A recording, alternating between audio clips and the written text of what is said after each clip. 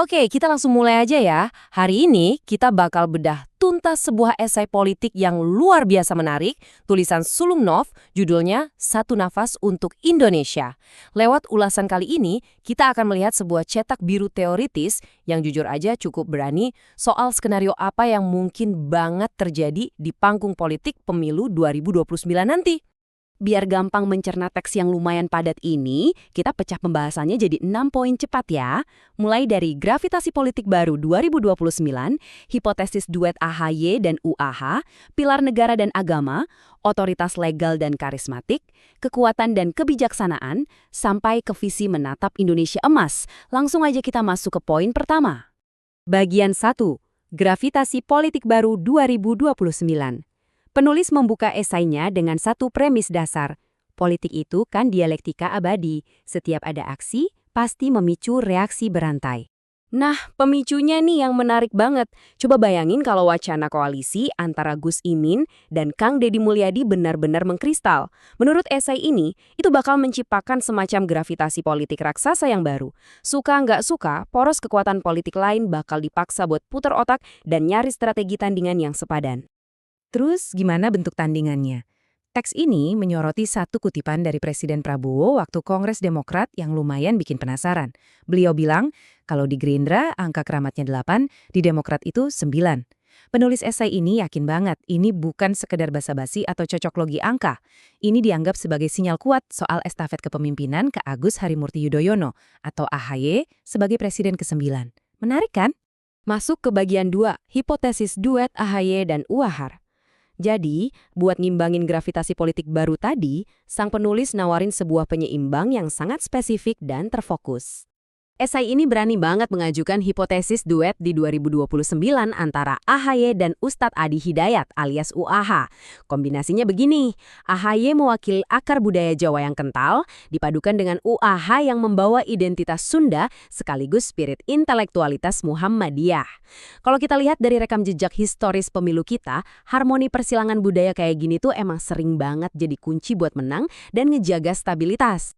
Bagian 3, pilar negara dan agama. Biar nggak cuma asal pasang, penulis mengajak kita membedah duet ini pakai kacamata ketatanegaraan Islam klasik. Konsepnya minjem dari risalah monumental Imam Al-Mawardi, Al-Ahkam As-Sultaniyah. Inti gagasannya sederhana.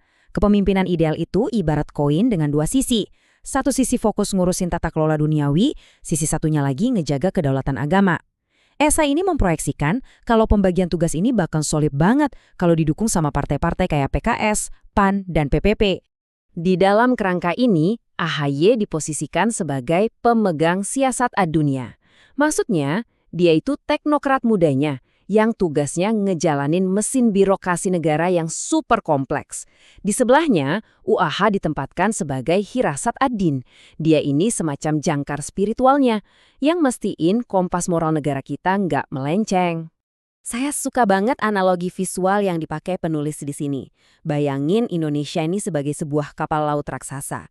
AHA itu nahkodanya, yang pegang kemudi dan mastiin mesin kapal tetap melaju ke tujuan. Nah, UAH itu mercusuarnya dan kompasnya. Dia yang ngingetin supaya secepat apapun kapal ini melaju, kita nggak akan pernah nabrak karang moralitas. Masuk akal ya?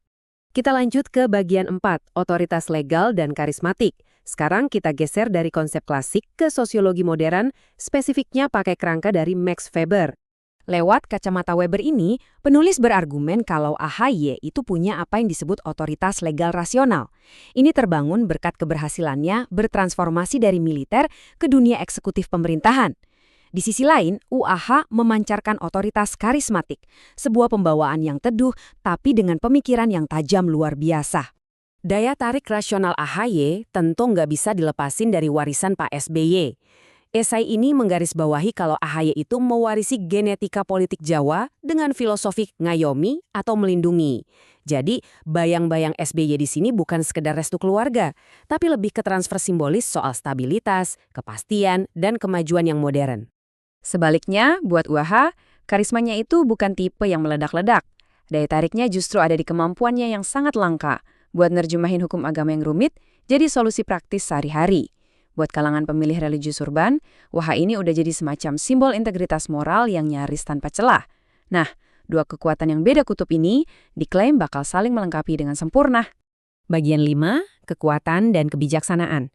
Penulis kemudian menarik kita ke ranah filsafat klasik buat ngeliat kayak apa sih wujud pemimpin yang paripurna itu. Kalian mungkin pernah dengar konsep philosopher king dari Plato kan? Esai ini mengangkat gagasan yang senada dari Al-Farabi, yaitu Madinatul Fadilah atau kota utama. Inti argumennya, negara yang hebat itu menuntut sosok pemimpin yang bisa mengawinkan kekuatan fisik dan manajerial dengan kecerdasan otak serta hati nurani. Harus balance. Menurut penjabaran esai tersebut, AHY adalah wujud nyata dari Al-Quwah atau kekuatan.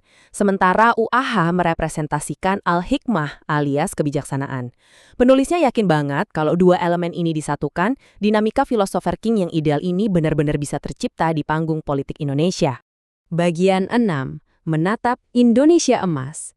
Tiba saatnya kita gabungin semua teori filosofis tadi sama realitas rekam jejak kedua tokoh ini. Coba kita perhatiin rekam jejak mereka, simetrinya tuh luar biasa presisi. Yang satu akar Jawa, satunya Sunda. AHY udah teruji kapasitas kepemimpinannya sebagai lulusan Adi Makayasa Akmil, sementara UAH ngebangun fondasi pendidikan lewat Ponpes Mira Institute.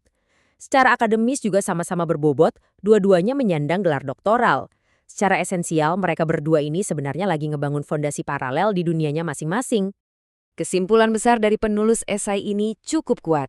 Mau itu berjuang di medan manajerial negara atau di ruang pembinaan moral umat, AHY dan UAH sebenarnya lagi menyiapkan fondasi yang persis sama. Fondasi kuat yang benar-benar esensial buat mewujudkan visi besar kita bersama, Indonesia Emas. Jadi, ini pertanyaan penting yang ditinggalkan dari paparan kita hari ini buat direnungkan bareng-bareng. Apakah harmoni teoretis antara kekuatan teknokratis dan kebijaksanaan spiritual ini adalah cetak biru paling ideal buat 2029? Atau ini cuma bakal jadi satu lagi babak singkat dari teater politik Indonesia yang selalu dinamis? Apapun hasilnya nanti, masa depan politik kita pasti bakal seru banget lo dipantau. Terima kasih udah ikut ngebedah materi ini bareng saya, tetaplah kritis dan sampai jumpa di ulasan berikutnya.